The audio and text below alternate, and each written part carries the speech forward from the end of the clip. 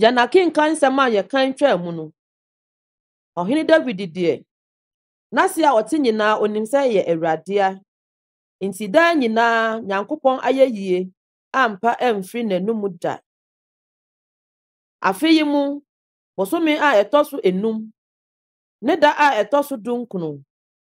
Galilee Pentecostal International Prayer Camp and Church yɛn daadaa kenkan nsɛm a yɛde brɛ mu no yɛtoa so wɔ Samuel nhoma a ɛtɔ so 2 eti 19 eti 20 ne eti 21.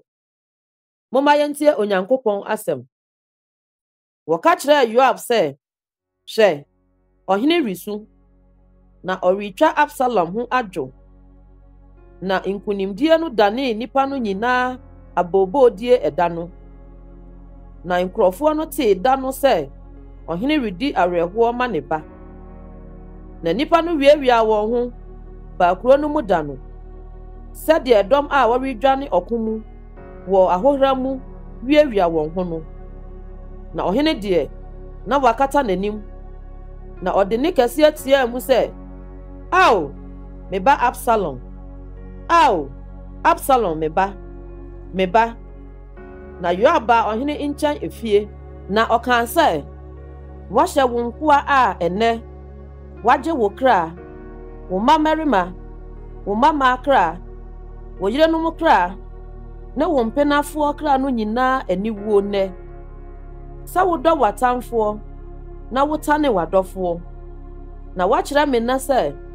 asafohene ne nkoa nya hwee ma wo. Na mahunu sɛ Absalom nya nkwa na yɛn nyinaa wuwui a anka wopɛ. Na afei sɔre firi adi na kɔka abotɔyam asɛm kyerɛ wo nkoa. Na medɔ Nyame sɛ woamfiri adi a obiara rentena wo nkyɛn anadwo yi, na enumom bɛyɛ bɔne ama wo asene bɔne biara a aba wo soɔ firi wo mmerantebere mu de abeduru sɛsɛɛ. Ɛna ɔhene sɔle bɛtena ase wɔ kuro pono no mu, na wɔka kyerɛ ɔman no nyinaa sɛ, hwɛ, ɔhene te kuro pono no mu. Ɛna ɔman no nyinaa baa ɔhene anim.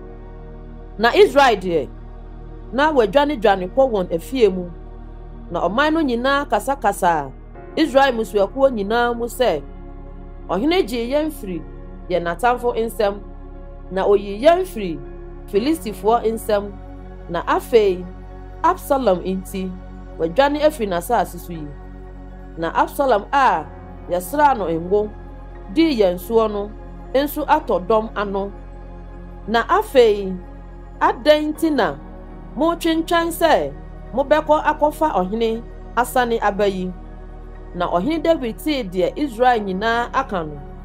ɔsoma ma wɔkɔ asɔfoɔ Sadok ne Abiatar nkyɛn sɛ, monkɔbusa nkyerɛ Juda mpanimfoɔ sɛ, adɛn nti na motwentwɛn mo nan ase sɛ mobɛba abɛfa ɔhene asane akɔ ne fie? Me nuanom ne mo, me nnompe ne me nam ne mo,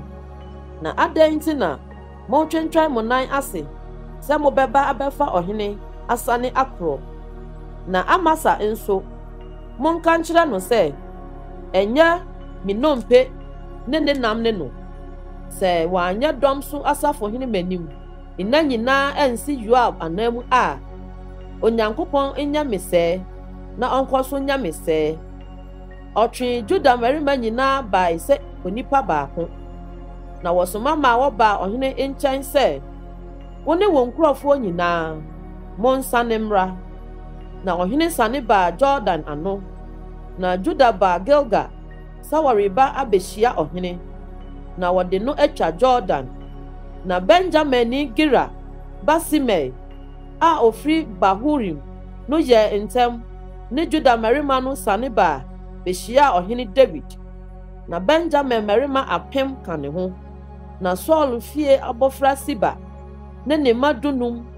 ne n'asomfo 20 ne no betwaa Jordan baa ɔhene anim. Na kodoɔ no twa kɔɔ sɛ wɔde rekɔfa ɔhene fiefoɔ, na wayɛ deɛ ɛyɛ wɔ n'ani soɔ. Na ɔhene rebetwa Jordan no, Gira Basimei bo nimu ase n'anim na ɔka kyerɛ ɔhene sɛ mma me wura immu amumuyɔ nto me so na nkae deɛ wakoa fom yɛɛ no da a me wura ɔhene firi Jerusalem no na ɔhene mfa nhyɛ n'akoma mu na wakoa nim sɛ mayɛ bɔne saa nti hwɛ me na mɛdi Yosef fie nyinaa kan maba nnɛ sɛ merebesane mabehyia me wura ɔhene na Seruai ba Abisai bisaa sɛ ɛnsɛ sɛ wokum Simei sɛ wadome deɛ Awurade asra no no anaa na David buaa sɛ ɛdɛn na me ne mo Seruai mma wɔyɛ sɛ moyɛ sɛ atamfo a wɔne me di asie na yi ɛnnɛ ɛsɛ sɛ wokum obi Israel anaa minim sɛ ɛnnɛ me ne Israel so hene anaa na ɔka kyerɛ Simei sɛ wɔrenkuwo na ɔhene kaa ne ho ntam na Saul ba Mefiboset sane behyiaa ɔhene na onsiesie ne nan ase na onyii ne bɔdwesɛ na ne ntadeɛ nso onsii firi da a ɔhene kɔe no de besi da a ɔbaa fie asomdue mu no na ofiri Jerusalem behyiaa ɔhene no ɔhene bisaa no sɛ Mefiboset adɛn nti na wo ne me ankorɔ na obuaa sɛ ao me wura ɔhene me somfo no na ɔdaadaa me na wo somfo ka kyerɛɛ no sɛ hyehyɛ ɛfunu mu na mentena no so nkɔ ne ɔhene nkɔ ɛfiri sɛ wo somfo yɛ apakye na ɔbɛsɛe me kyerɛɛ me wura ɔhene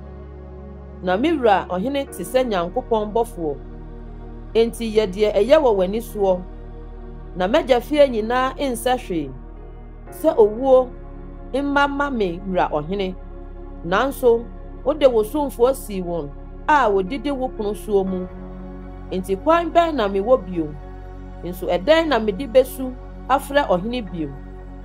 na ɔhene ka kyerɛɛ no sɛ adɛn nti na woda so ka wasɛm yi bio me se wo ne Siba nkɔkyɛ asase no mu na Mefiboset ka kyerɛ ɔhene sɛ me wura ɔhene de asomdue enya ba ne fie yi ma Siba mfa asase nyinaa mpo na Gilead ni Basilai sane firi Rogelim bae na ɔne ɔhene twa Jordan sɛ ɔrekogya no Jordan agya nso na Basilai abɔ akora sɛ wɔde mfinhyia aduɔwɔtwe na ɔhene tenaa Mahanaim no ɔno na ɔhwɛɛ no na ɔyɛ ɔdefoɔ kɛse na ɔhene ka kyerɛɛ Basilai sɛ wo deɛ wo ne me ntwa nkɔ na menhwɛ wo me nkyɛn wɔ Jerusalem na Basilai bisaa ɔhene sɛ menkwa na aka ahe na me ne ɔhene mfiri nkɔ Jerusalem yi mɛde mfinhyia aduɔwɔtwe nnɛ mehunu papa ne bɔne mu anaasɛ wakoa bɛte deɛ medie ne deɛ mɛnom dɛ anaasɛ mɛte nnwomtofoɔ mmarima ne mmaa ne bio anaa na adɛn nti na wo somfo nkɔ so nyɛ adesoa mma me wura ɔhene enti wo somfo begya ɔhene kwan Jordan agya ara na adɛn nti na ɔhene di akatua yi betua me wo kyɛw nie ma wakoa nsane nkɔwu ne kurom n'agya ne na damena ho na hwɛ ma wo somfo Kiham ne wura ɔhene ntwa nkɔ na yɛ no deɛ ɛyɛ wɔ w'ani soɔ na ɔhene kaa sɛ Kiham ne me ntwa nkɔ na mɛyɛ no deɛ ɛyɛ wɔ w'ani soɔ na biribiara a wobɛhwehwɛ no me hɔ no mɛyɛ ama wo na ɔman no nyinaa twa Jordan na ɔhene nso twae na ɔhene yɛ no atuu na ohyiraa no ma ɔsane kɔɔ efie na ɔhene sene kɔɔ Gilgal na Kiham ne no kɔe na Juda man nyinaa ne Israel man fa nso de ɔhene sene kɔe na hwɛ Israel mmarima nyinaa baa ɔhene nkyɛn bebisaa ɔhene sɛ adɛn nti na yɛn nuanom Juda marima ewia wukro na ode ohene ne ne fiefuo ne David marima a woka ne ho nyinaa akotwa Jordan aba. Ana Juda marima nyinaa bua Israel marima se efri se ohene ben yen na adan ti na asem inti mobuhuru moyi yedi ohene bribi ana se wache yen bribi ana. Na Israel marima no bua Juda marima se ye wache fadu ohene mu na David mu inso de ye wosene mu adan ti na mabu yen ketwa na enya ye na yedi kan ka se ye de ohene besane aba. Na Juda marima ensem ano ye den sene Israel marima ensem. Na obarima bi huhuni bi wo ho a ne din di Siba a oye Benjamini Bikri ba. Na ohyane totrobentu se ye ni chefa biara wo David mu na ye ni ajapade Yisai ba no enchen. Israel monkwamo adan mu ena Israel marima nyina free David echiko kodi Bikri ba Siba echiri. Na Juda marima de wo bata won hene ho free Jordan ho ara de ba Jerusalem. Na David ba ni fie wo Jerusalem. Na David fa imadu ne mpenafo a wogya won se won hwe fie no di won kogu imamu na obo won akonhoma na won ho de wanko na wototo won mu kosi won wuda ma wodi won inkwambre ti se de woyekuna. Na ohene ka kire Amasa se kwafrefre Juda marima ma won hia me nansa yi mu ara na wo enso brabi. Na Amasa ko se orikwafrefre Judafo na ochalesen bre a wo hye no no. Na David ka kire Abisai se afei de Bikri Basiba beye yembone asnen Absalom de no impo wo de fa wura marima no natinu na wanya afasuo nkuro no bi amfa na wa mehayen. Na Yoab marima ni kreatifo ni peletifo ni no marima no nyina tudi na tri na wo free Jerusalem se wo riti Bikri ba Siba na wo dru Gibeon bo kese no ho no Amasa be free won anim. Na Yoab de na wabo na kotade a ohye no so eso nana ne nkrante aboso obo esene nasene mu bohwamu na ori free adie no ewroto fom. Na Yoab bisa Amasa se menua ohu ya na Yoab de nsa nifa koso Amasa bodwusemu se orefe na no. Na Amasa anhwe nkrante a ekura Yoab nsam no na de wo ne yafunu mu tue ne nsunu gu fom na wanfoa no so na owui. Na Yoab ne nua Abisai ti Bikri Basiba. Na Yoab mrantie no mu bi dina ne nchen na okan se de opa Yoab asem ne de oye David de no mano ne Yoab achi. Na Amasa nyantam mojamu te pon ne so na obiara a obedru ho se nani bone so a na wagina. Sa inti obarima ne hunu se edom no nyina ginagina ho no otwe Amasa free tempon no so kotu rem na ode ntoma kata ne so na woyi no free tempon no so wo nyina asne kodi Yoab achi ti Bikri ba Siba. Na Siba fa Israel musuakuo nyina mu twa mu kodru Abel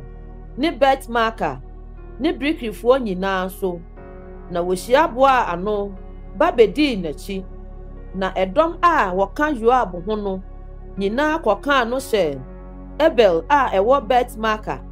na wototu kro no ho epie wo afasuo no achi na wo pempame afasuo no se wo ridwiri agu. Ana oba nyansafo bi firi kro no mu tia mu se montie monkantra Yoab se ontwempini ha na mene no nkasa. Na otwepini no oba no bisa no se ɔne Yoab anaa na ɔkaa sɛ mene no na ɔka kyerɛ no sɛ tie w'abaawa nsɛm yi na ɔkaa sɛ meretie na ɔkaa sɛ akane no na wɔka sɛ wɔnkɔ abisa wɔ Abel na wɔanwie no saa meyɛ wɔn a wɔpɛ asomdwie ne nokora no mu baako wo deɛ worehwehwɛ akum Israel mu kuro a ɛyɛ ɛna adɛn nti na worebɛmene Awurade agyapadeɛ na Yoab buaa sɛ ɛmpare me sɛ mɛmene anaasɛ mɛsɛe asɛm no ente saa na ɔbarima bi a ofiri Efraim bepɔ soɔ a ne din de Bikri ba Siba na wama ne nsa so atia ɔhene David munyi ɔno nko mma na mɛfiri kuro no ho akɔ na ɔbaa no ka kyerɛɛ Yoab sɛ hwɛ wɔbɛto ne tiri afa ɔfasuo no so ama wo ɛna ɔbaa no faa nyansakwan so kɔɔ ɔman no nyinaa nkyɛn na wotwa Bikri ba Siba ti to ne twene Yoab na Yoab hyɛ ne totorobɛnto na wofiri kuro no mu hweti kokɔɔ wɔn ntomadan mu na Yoab sane baa Jerusalem ɔhene nkyɛn nso na Yoab na odi Israel asraadɔm nyinaa so na Yoada ba Benaia di Kretifoɔ ne Pelitifoɔ so na Adoram di ɛtoɔ so na Ahilud ba Yosafat ne ɔsɛnkayɛfoɔ na Sifa ne ɔtwerɛfoɔ na Sadok ne Abiata ne asɔfoɔ na Yerini Ira nso yɛ David sɔfoɔ na ɛkɔm bi baa David berɛ so mfie 3 afetoa afe so na David kɔbɔɔ Awurade anim mpaeɛ na Awurade buaa sɛ mogya ho afɔbuo aba Saul ne ne fiefoɔ so sɛ okum Gibeonfoɔ no ɛno nti ɔhene frɛɛ Gibeonfoɔ no nso na Gibeonfoɔ no mfiri Israelfoɔ mu na mmom wɔyɛ Amorifoɔ nkayɛ no bi na Israelfoɔ aka ntam akyerɛ wɔn sɛ wɔrenkum wɔn nanso Saul hwehwɛɛ sɛ oku wɔn mmɔden a wɔbɔ maa Israel ne Juda mu no ɛna David bisaa Gibeonfoɔ no sɛ ɛdɛn na menya ma mo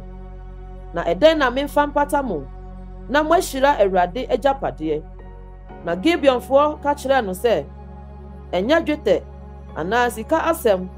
na yɛne Saul ne ne fiefoɔ wɔka ɛna ɛnyɛ Israel mu obi na yɛrepɛ no aku no na ɔse ɛdɛn na mose menya ma mo na wɔka kyerɛɛ ɔhene sɛ ɔbarima a ɔdwerɛ yɛn a otuu yɛn tiri so agyina sɛ wɔnsa yɛn na yɛnya Israel asase biara so antena no ma wɔmfa ne mma mu mmarima nson mma yɛn na yɛnsɛesɛe wɔn mma Awurade wɔ Saul a Awurade faa no kuro Gibeon mu na ɔhene kaa sɛ mɛma na Awurade ntam a ɛda wɔn ntamu na ɛda David ne Saul ba Jonathan ntamu no nti ɔhene hunu Saul ba Jonathan ba Mephiboset mmɔbɔ na ɔhene fa ba Rispa mmarima 2 a ɔwo maa Saul Amoni ne Mephiboset ne Saul babaa Mikal mmarima 5 a ɔwo maa Meholatni Basilai ba Adriel no na ɔde wɔn hyɛ Gibeonfoɔ no nsa na wɔsensanee wɔn bepɔ no so Awurade anim na wɔn nipa nson no totɔɔ prɛko na wokum wɔn twabrɛ nna a edi kan mu atokoɔ twa mfitiaseɛ mu na ɛya baba Rispa pa ayituma de sɛ ɔbotan no so die emu no wɔ no fa firi twabrɛ mfitiaseɛ no kosii sɛ osuo firi soro gugu wɔn so na wama ewiem nnomaa amesisi wɔn so awia na ewiem muadoma nso ama wɔn so anadwo na wɔbɛkaa deɛ ayaba Rispa Saul mpena no yɛɛ no kyerɛɛ David na David kɔgyee Saul nompe ne ne ba Jonathan nompe firi Yabes Gileadfoɔ nsam na wɔn na wɔkɔ wia no Betsan abɔnten soɔ deɛ Filistifoɔ de wɔn sane da a Filistifoɔ kum Saul wɔ Gilboa no na ɔde Saul nnompe ne ne ba Jonathan nnompe firi hɔ bae na wɔboaboa ano ka wɔn a wɔsane wɔn no ho nnompe ho na wɔsie Saul ne ne ba Jonathan nnompe Benjamin asase so wɔ Sila n'agya Kis da mu na wɔyɛ deɛ ɔhene hyɛɛ wɔn no nyinaa na ɛno akyiri no Onyankopɔn dom asase no na Filistifoɔ ne Israel di ako bio na David ne ne nkurɔfoɔ sane kɔne Filistifoɔ no koe na David brɛ na Yesbi Benod a ɔyɛ abranema mu bi a ne piaduru kari kɔbere mfrafraeɛ dwetɛbena ahasa na ɔde nkrantɛ foforɔ abɔ n'asene no kaa sɛ ɔrebekum David na Suria ba Abisai hoa no na David bɔ Filistini no kum no ɛno na David mmarima no kaa ntam sɛ wo ne yɛn mfiri nkɔ ɔsa bio na wɔanum Israel kanea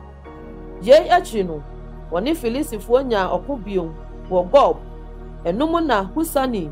Sibekai kum Saf a ɔyɛ abranema mu bienu na wɔne Filistifoɔ nya ɔko bio wɔ Gob na Bethlehem ni Yari Origin ba Elhanan kum Git ni Goliath a ne piadua te sɛ ntoma nnwomfoɔ nsadua na ɔko baa biom wɔ Gat na ɔbarima tenten bi wɔ hɔ a ɔwɔ nsatea ne nansoa nsiansia ma ano si 24 na ɔno nso yɛ abrane no mu biba na wɔretwitwa Israel mpoa no David nua Simea ba Jonathan kum no nipa baanan yi yɛ Gat abrane no mu bi mma a wɔtotɔɔ David ne ne nkoa nsam